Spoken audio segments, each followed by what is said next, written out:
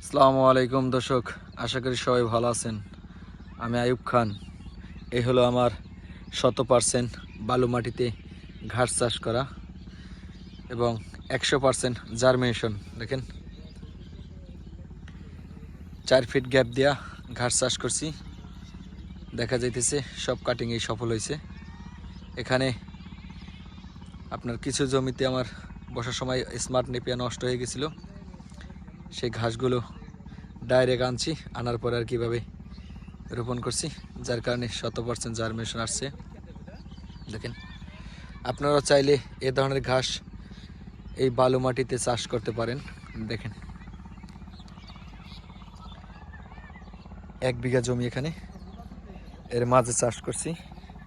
কি সুন্দর ঝোপ হয়ে আসছে, দিন কি দিন আর ঝোপ বড় হবে, শাখা প্রশাখা বৃদ্ধি পাবে।